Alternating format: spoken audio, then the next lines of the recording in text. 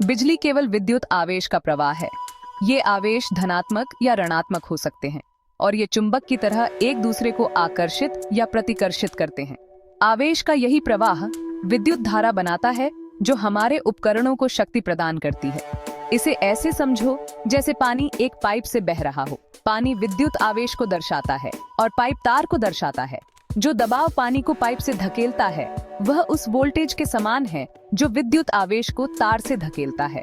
आवेश के इस प्रवाह को ही हम विद्युत धारा कहते हैं। इस ऊर्जा का उपयोग काम करने के लिए किया जा सकता है, जैसे मोटर को चलाना या बल्ब जलाना। यह समझना कि ये आवेश कैसे चलते हैं और कैसे परस्पर क्रिया करते हैं, यह समझने की कुंजी है कि बिजली कैसे काम करती है।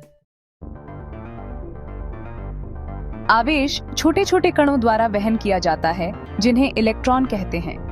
इलेक्ट्रॉन ऋणात्मक रूप से आवेशित कण होते हैं जो परमाणु के नाभिक की परिक्रमा करते हैं। ये छोटे कण अविश्वसनीय रूप से छोटे होते हैं, लेकिन उनकी गति ही विद्युत ऊर्जा बनाती है जो हमारी दुनिया को शक्ति प्रदान करती है। उन्हें छोटे संदेश वाहकों के रूप में सोचें जो एक स्थान से दूसरे स्थान तक ऊर्जा ले जाते हैं। विद्युत आवेश की इकाई को कूलम्ब कहा जाता है। एक कूलम्ब लगभग 6.24 गुणा 10 की घात 18 इलेक्ट्रॉनों के आवेश के बराबर होता है। ये एक बहुत बड़ी संख्या है। ये इन छोटे कणों के भीतर निहित अविश्वसनीय शक्ति का प्रमाण है।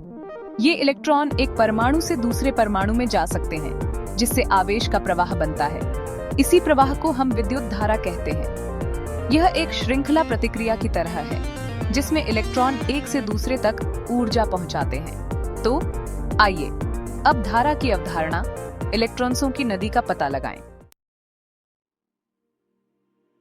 धारा, जिसे अक्सर प्रतीक I द्वारा दर्शाया जाता है, वह दर है जिस पर विद्युत आवेश एक परिपथ से होकर बहता है।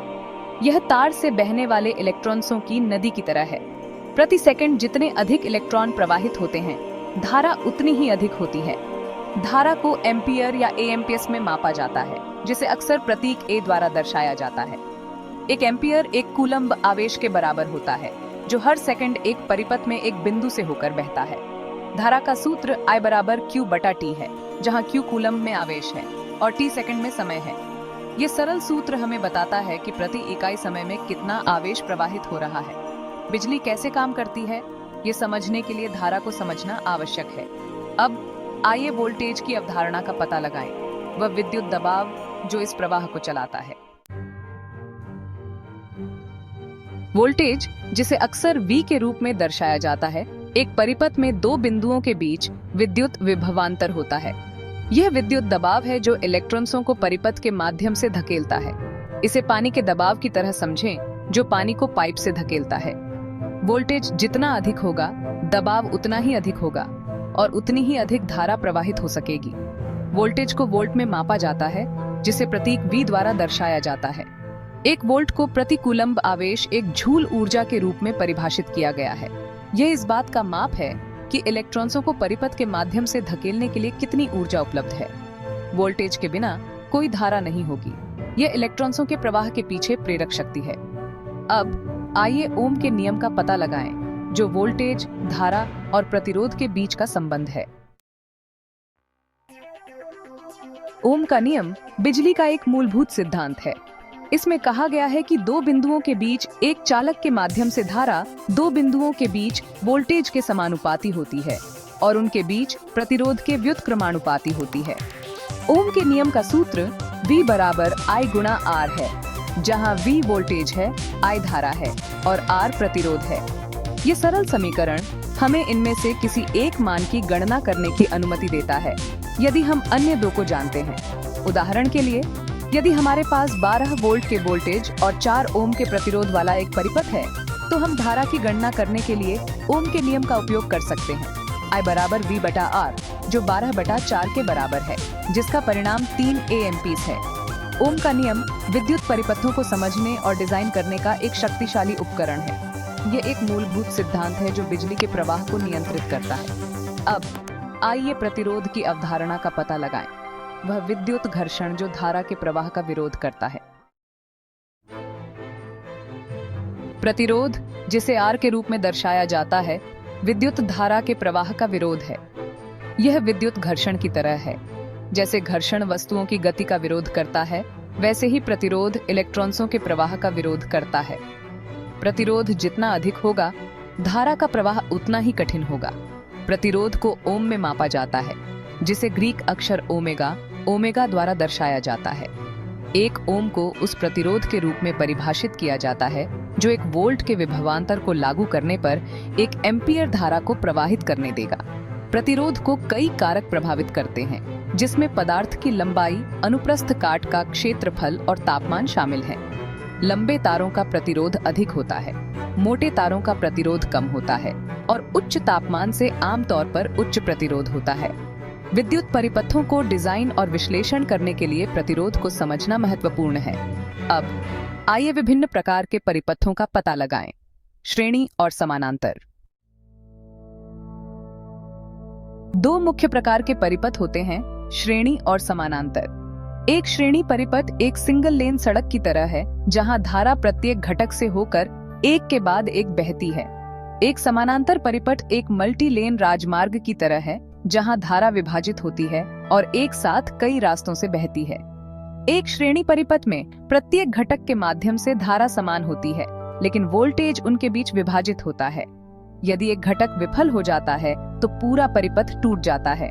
पुरानी क्रिसमस लाइट्स के बारे में सोचें। अगर एक बल्ब खराब हो गया तो पूरी स्ट्रिंग बंद हो गई। समानांतर परिपथ में प्रत्येक घटक में वोल्टेज समान होता है, लेकिन धारा उनके बीच विभाजित होती है। यदि एक घटक विफल हो जाता है तो अन्य घटक सामान्य रूप से कार्य करते रहते हैं। विद्युत प्रणालियों को डिजाइन और समस्या निवारण के लिए श्रेणी और समानांतर परिपथों के बीच के अंतर को समझना आवश्यक है। प्रत्येक प्रकार के अपने फायदे और नुकसान हैं। अब आइए विद्युत शक्ति पर चर्चा करें। विद्युत शक्ति या P वह दर है जिस पर विद्युत ऊर्जा स्थानांतरित या उपयोग की जाती है। यह प्रति इकाई समय में उपयोग की जाने वाली ऊर्जा की मात्रा है।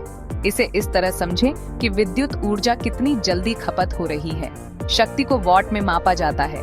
1 वॉट प्रति सेकंड 1 जूल ऊर्जा के बराबर होता है। विद्युत शक्ति का सूत्र P बराबर V गुणा I है, जहां V वोल्टेज है और I धारा है। यह सरल सूत्र हमें बताता है कि एक उपकरण द्वारा कितनी शक्ति खपत की जा रही है। हमारे उपकरण कितनी ऊर्जा का उपयोग करते हैं, यह समझने के लिए विद्युत शक्ति को समझना आवश्यक है। अब आइए बिजली और चुंबकत्व के बीच संबंध का पता लगाएं। बिजली और चुंबकत्व का आपस में गहरा संबंध है। एक प्रवाहित विद्युत धारा एक चुंबकीय क्षेत्र बनाती है और एक परिवर्तनशील चुंबकीय क्षेत्र एक विद्युत धारा बनाता है। इस अंतर संबंध को विद्युत चुंबकत्व के रूप में जाना जाता है। यह सिद्धांत कई विद्युत उपकरणों जैसे जनरेटर और मोटर का आधार है। जनरेटर यांत्रिक ऊर्जा को चुंबक और तार के घूमने वाले कॉइल का उपयोग करके विद्युत ऊर्जा में परिवर्तित करते हैं। मोटर चुंबकीय क्षेत्र और धारावाही चालकों के बीच परस्पर क्रिया का उपयोग करके विद्युत ऊर्जा को यांत्रिक ऊर्जा में परिवर्तित करते हैं। विद्युत चुंबकत्व प्रकृति की एक मूलभूत शक्ति है जो हमारी आधुनिक दुनिया में महत्वपूर्ण भूमिका निभाती है। बिजली और चुंबकत्व के बीच यह संबंध अध्ययन का एक आकर्षक क्षेत्र है। हमने बिजली की आकर्षक दुनिया का पता लगाया है, आवेश की मूल अवधारणा से लेकर बिजली और चुंबकत्व की जटिल परस्पर क्रिया तक। बिजली हमारे जीवन में एक शक्तिशाली और आवश्यक शक्ति है। हर बार जब आप लाइट का स्विच ऑन करते हैं, अपने फोन को चार्ज करते हैं या किसी विद्युत उपकरण का उपयोग करते हैं, तो उन अंतर्निहित सिद्धांतों को याद रखें जो इसे संभव बनाते हैं। ये सभी मिलकर हमें वह शक्ति प्रदान करते हैं जिस पर हम हर दिन भरोसा करते हैं। तारों, परिपथों और बिजली संयंत्रों के उस जटिल नेटवर्क की सराहना करें। बिजली अनगिनत तरीकों से हमारी दुनिया को आकार देती रहती है। इसलिए उत्सुक रहें और प्रश्न पूछते रहें।